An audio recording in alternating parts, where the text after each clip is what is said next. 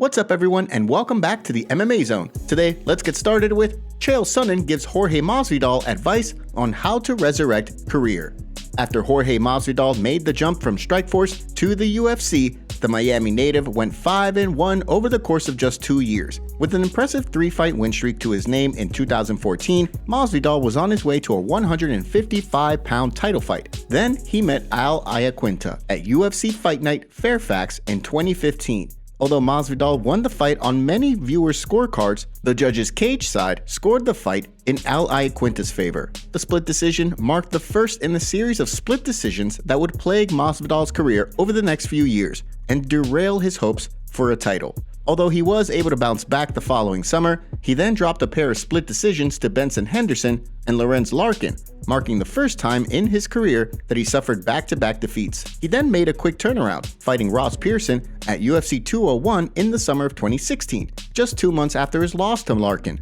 The move paid off as Masvidal picked up a unanimous decision. He then built on the momentum of the win before the end of the year, picking up a TKO victory over Jake Ellenberger in December before then turning around and TKOing Donald Cerrone in January. In the midst of a 3-fight win streak, it seemed as though Masvidal had turned things around, until he then dropped a split decision to grappling ace Demian Maia in the welterweight title eliminator, crushing his hopes for a crack at the title. Later in the year, he attempted to bounce back from the loss, but he then wound up on the wrong end of a unanimous decision to Stephen Wonderboy Thompson that again saw him on a 2-fight losing streak. With his hope for a title shot gone, Masvidal accepted a role on a reality show in the Dominican Republic. Without access to his phone for 3 months, he began to reflect on his career, analyzing each agonizing decision loss he had suffered. When he returned to the octagon in 2019, 16 months after his loss to Thompson, he picked up a massive KO win over Darren Till, knocked out Ben Askren with one of the greatest flying knees in MMA history, and wrapped up the year by defeating Nate Diaz to capture the BMF belt. In just 1 year, Masvidal had rattled off 3 straight wins to become one of the biggest stars in the sport. It was an incredible turnaround for a fighter who was stuck between a rock and a hard place before his hiatus in 2017. Unfortunately for Masvidal, the run was short-lived. He then dropped 3 straight fights, including 2 bids at the title, leaving many to question his place in the division. Now at a crossroads in his career, Masvidal has his back against the wall. Currently out of the welterweight division's top 10, he needs a win in his next fight. In a recent YouTube video, Chael Sonnen offered Masvidal some advice on how he can turn his career around. The way Sonnen sees things, Masvidal has something very special with Leon Edwards. Given the long-standing rivalry between the two following their backstage altercation years ago, Sonnen believes Masvidal could position himself for a fight with Rocky to increase his stock. Leon's the champion of the world, George, and you're coming off of a loss to Colby. How does that work? And he answers the question. Because Leon isn't going to beat Kamaru. I'm going to wait till Kamaru beats him, and then I'm going to come in and beat him up again. I don't care about the belt. I don't care about the ring. I don't care about the money. I'm coming for Leon. All of a sudden, people are going to be looking at it a little bit different. With the UFC targeting a trilogy fight between Usman and Edwards, it'll be interesting to see whether Masvidal sits and waits to see how things play out, or if he seeks a fight in the meantime. How do you think things will play out for Masvidal in the coming year? Give us your thoughts in the comment section below. Nate Diaz teases move to Rizin on social media. After Nate Diaz defeated Tony Ferguson in the final fight of his UFC contract, fans began to speculate as to his next move. During his post-fight Octagon interview, Nate Diaz shed light on his future plans, saying that he planned to go take over other combat sports before eventually making his return to the UFC.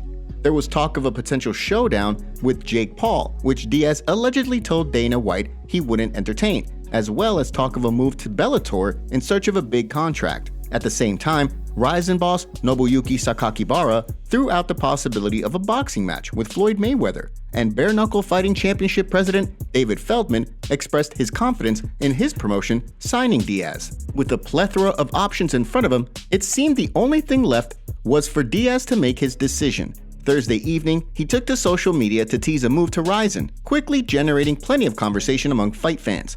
Given that Sakakibara has a good relationship with Nick Diaz, and the promotion has worked with Floyd Mayweather in the past, many are speculating that the former Pride FC head could be working on booking a bout between Diaz and Mayweather, as he initially suggested. Back in 2018, Mayweather competed in his first exhibition boxing match with the promotion, finishing young kickboxing standout Tenshin Nasukawa in the first round of Rizin's New Year's Eve event. Last year, he once again participated in an exhibition bout for the promotion when he defeated Mikuru Asakura via TKO in the second round. In Diaz's final Octagon interview, he spoke about wanting to show other MMA fighters like Conor McGregor how to successfully transition into other combat sports.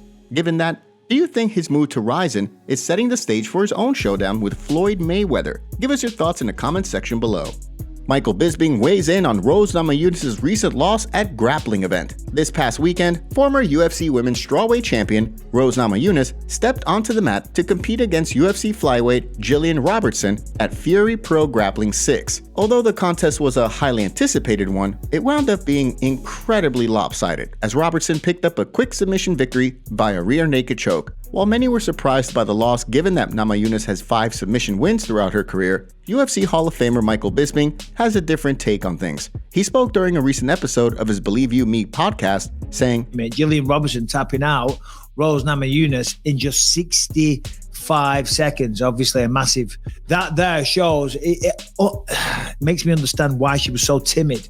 Namajunas or played it so safe in that fight against Carla Esparza, because Esparza had tapped her out the first time, I believe, when they fought. Didn't tap her out the second time, but you could see it was there. It was messing with her mentally. As Bisping correctly pointed out, Namajunas was submitted by Esparza in the pair's first meeting. To date, the loss remains the only submission loss on Namajunas' record. Although Thug Rose managed to avoid the grappling of Esparza this time around, the TUF 20 winner once again emerged victorious to capture the title. Since then, there's been no word on when she'll return to the cage, with Zhang Weili, who Namajunas holds 2 wins over, once again sitting atop the division. The door is seemingly open to another run at the belt. Despite that, the newly crowned champion has maintained that, although she's open to another fight with Namajunas, she wants to see Thug Rose return to the win column before fighting for the title after the underwhelming performance against Esparza last year. When do you think we'll see Namajunas back in the octagon? Give us your thoughts in the comment section below. And now for our breaking news story of the day.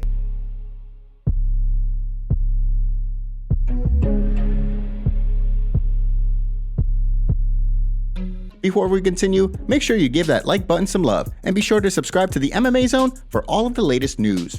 Tom Aspinall says return at UFC 286 is highly unlikely.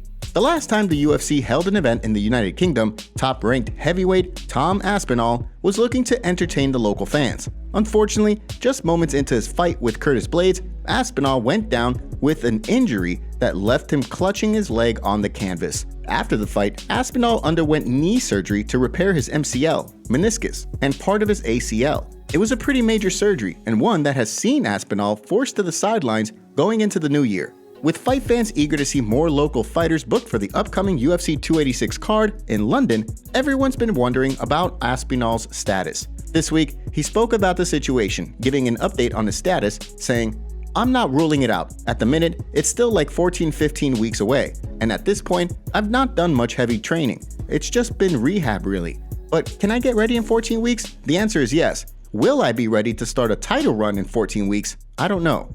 And if I don't know, that's not the answer I'm looking for. It's highly unlikely, but not a complete no at this point."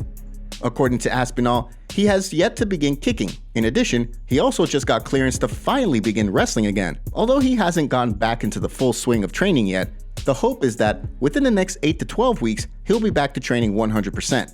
With the UFC eager to begin booking fights for the card sooner rather than later, it's unlikely that they'll book Aspinall a fight without him being fully healthy. Considering the logjam of top contenders at heavyweight right now, including Ciryl Gane, Stipe Miocic, Sergey Pavlovich, and Curtis Blades, Aspinall will surely have no trouble finding an opponent when he's ready to return to the octagon. Should he miss the UFC's upcoming pay-per-view in London, he could return in a big way at the International Fight Week pay-per-view this summer, arguably the UFC's biggest event of the year. When he does return to the octagon, who do you want to see him square off with? Give us your thoughts in the comments section down below. Today's video was packed with some juicy stories from the fight world. What are your thoughts about what's going on in MMA?